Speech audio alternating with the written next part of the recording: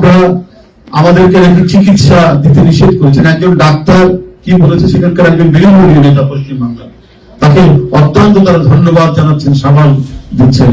অদ্ভুত ব্যাপার। তাহলে আপনারা যে কি পরিমাণ ঈর্ষা এবং বিদ্বেষে ভোগেন বাংলাদেশিদের সাথে, বাংলাদেশিদের প্রতি, আপনার এই কথায় প্রমাণিত হলেন। শুভেন্দু অধিকারী বলে তার নাম, বিজেপি বিরোধী নেতা পশ্চিমবাংলা, তিনি কথা বলছেন। আমি ভারতের সেই নেতাকে বলি, আপনাদের চাইতে আমাদের স্যানিটেশন সিস্টেম অনেক উন্নত। আপনারা তো টয়লেট সারেন রেল লাইনের ধারে। আপনি একেবারে যদি যান কলকাতা থেকে দিল্লি পর্যন্ত ইয়েতে, একবারে উন্মুক্ত প্রাঙ্গণ ছাড়া আর ইয়ে করার কোন উপায় নেই। আপনারা কিসের অহংকার করেন, কার অহংকার করে? আমরা প্রত্যেক দিক দিয়ে আমরা আত্মনির্ভরশীল।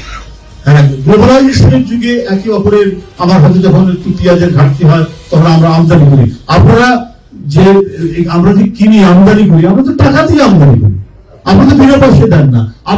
আমাদের লোকরা যারা চিকিৎসা করতে চায়, আপনাকে 1 টাকা কম নেন।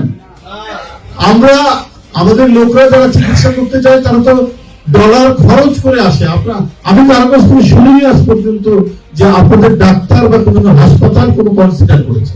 বরং আপনাদের এই কলকাতা থেকে শুরু করে অন্যান্য জায়গায় হাসপাতাল এবং অন্যান্য ক্লিনিক গুলো চলে হচ্ছে বাংলাদেশের মানুষের মানে টাকায়। খবরের কাগজে এসছে যে কলকাতা নিউ মার্কেটে বা অন্যান্য জায়গায় যে শাড়ি, বিশেষ করে মেয়েরা তো শাড়ি কিনতে যায়, তো এগুলা কেনাকাটা অনেক কমে গেছে।